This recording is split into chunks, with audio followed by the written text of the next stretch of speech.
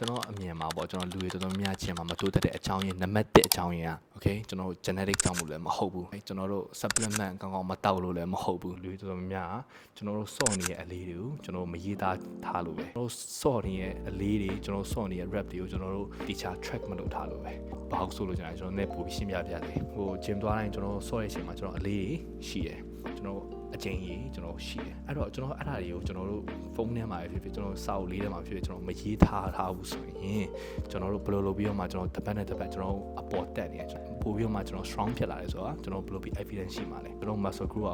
one main reason ကြောင့်လို့ဖြစ်တာအဲ့ဒါဘာလဲဆိုတော့ကျွန်တော်တို့အပတ်လိုက်ကျွန်တော်ပို့ပြီးတော့မှအလေးများများပို့မှကျွန်တော်ပို့ပြီးလုပ်ပို့ပြီးတော့ပေးတာကျွန်တော် muscle ပေါ်မှာ or like ကျွန်တော်ပို့ပြီး rep များများပို့လုပ်တာဆိုတခုခုကတော့အမြဲတမ်းများများပို့လုပ်နေရမယ်အရင်တစ်ပတ်ကကျွန်တော်တို့ထားပါဆိုဒီ chest press ကိုကျွန်တော်ဘယ်လောက်တွန်းလိုက်လဲဆိုကျွန်တော်မရေးသားထားဘူးဆိုရင်ကျွန်တော်ဒီလာမယ့်ပတ်မှာကျွန်တော်အရင်ဘက်ကထက်တိချာချာကျွန်တော်ဘယ်လောက်တိုးတက်အောင်ကျွန်တော်မသိဘူးအဲ့တော့ကျွန်တော်အရင်ဘက်က30 kg ကျွန်တော်ထားလုပ်ခဲ့ထားပါဆို chest press ကို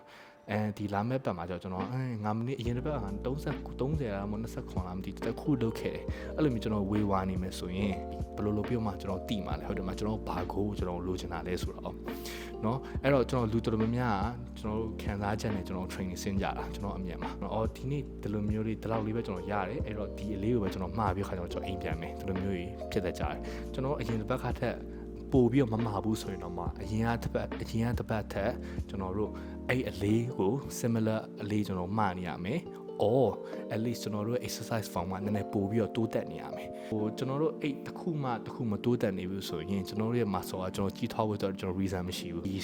shape မှာပဲကျွန်တော်ရှိနေမှာ progress လုပ်တယ်ဆိုတော့ကကျွန်တော်ခံစားချက်မဟုတ်ဘူးprogress လုပ်လားမလုပ်လားဆိုတာကျွန်တော်နံပါတ်တွေပေါ်မှာပဲကျွန်တော်အရင်ရေးကြည့်ရယ် workout တိုင်းမှာကျွန်တော်မစော့ခင် okay ငါဒီဟာကို chest press လုပ်နေချိန်တိုင်းငါအရင်တစ်ပတ်က30 kg 8ကြောလုပ်နိုင်တယ်ဒါပေမဲ့ငါဒီတစ်ပတ်ကြာရင်ငါ30 kg 9ကြောရအောင်လုပ်မယ် I'm not saying အပတ်တိုင်းကျွန်တော်တို့ progress လုပ်နိုင်မယ်လို့မဟုတ်ဘူးတချို့နေ့တွေကခက်မယ်တချို့နေ့တွေကလွယ်မယ်ဒါပေမဲ့ကျွန်တော်တို့ရဲ့ goal ကအမြဲတမ်းကျွန်တော်တို့အပေါ် progress လုပ်နေရမယ်ဒီနံပါတ်တွေကမတက်နေဘူးဆိုရင်ကျွန်တော်တို့ရဲ့ဒီ muscle တွေလည်းတက်နေမှာမဟုတ်ဘူးကျွန်တော်ရဲ့ advice ကကျွန်တော်တို့စာအုပ်ပဲဖြစ်ဖြစ်